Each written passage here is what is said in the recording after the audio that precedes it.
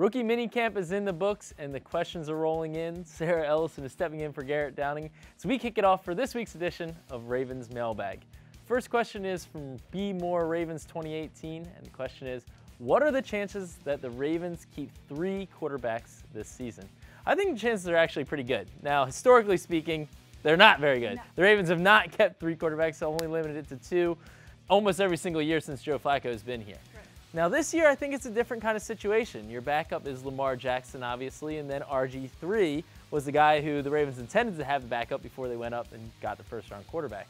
I think that they're going to probably carry all 3 heading in this year, and I think that because I think RG3 can be a good mentor for Lamar Jackson. Yeah. And I think that will carry on throughout not just the summer, but into the season. And he has experience. Let's be honest, Lamar Jackson is a rookie, and he's a special kind of rookie. He's not a rookie that comes in here who has a very polished passing game already. You know, I think the Ravens are going to give him time to develop his game as an under-the-center quarterback without throwing him into the fire. And God forbid, if Joe were to get hurt early in the season, I think that'd be asking a lot of Lamar. I think a lot of what you're saying makes logical sense, and I at first thought the same thing. Yeah. But the more I thought about it, I thought, you know, it's not absolutely necessary that they keep 3, and it's for one basic reason.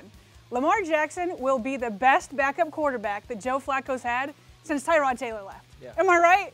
So right. If they're throwing the dice with Mallett or Schaub, I think Lamar's better than both. And I get your point. Talent-wise, but not experience-wise. Those True, guys had experience. But then you just usher in the new era a little bit early, and that's not such a bad thing. Let me just jump on that real quick. One guy that'll help usher in that new era and the offense that they're going to have to tweak would be Robert Griffin. He could still be around. Right. He could still. I think they could still keep him around.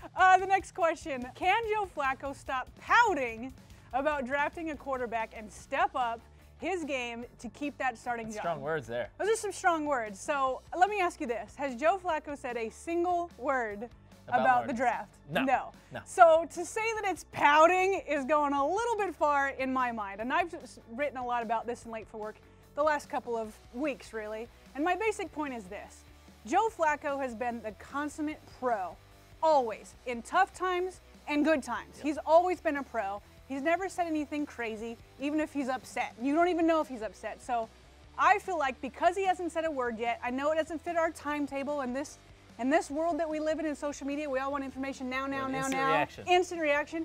I feel like he deserves the benefit of the doubt. Let's push aside our timetable. He will talk, and let him speak for himself and not push narrative like he's pouting or something else that's negative when he hasn't spoken. Yeah, completely agree. Last question comes from Owen Likely, and the question is, there's been a lot of talk about the chemistry developing between Lamar Jackson and Jordan Lastly in minicamp.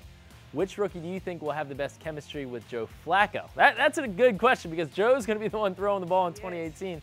And here, I'm going to point to tight end Mark Andrews. And you know why I say that? Because he reminds me a lot of Dennis Pitta. Yep. You know who Dennis Pitta and Joe Flacco, they really got along quite well. On and off the field. Exactly. Yeah. So I think that Joe, he loves throwing to his tight ends. Mark Andrews is a guy, he's a big target. Joe likes those big targets over the middle of the field. And Mark Andrews just finds a way to get open. I was really impressed with that during rookie minicamp, whether it's in his zone coverage, just kind of, you know, he's not the fastest guy, he's not the most sudden guy, but he just gets open. Yeah, I mean, even Lamar Jackson really found him a lot. So I think Joe Flacco, who likes throwing to his tight ends, just quickly to add with that, I thought of him. I think who will be competing for that will be Hayden Hurst. Obviously. And it's not just because he's a first-round pick. He's the same type of thing at tight end. Both guys catch everything, which is a good way to develop chemistry and trust with Joe Flacco. Completely agree. So that's it for us on this week's edition of the Mailbag, but make sure you turn in all your questions each week, and we'll be back with you next week.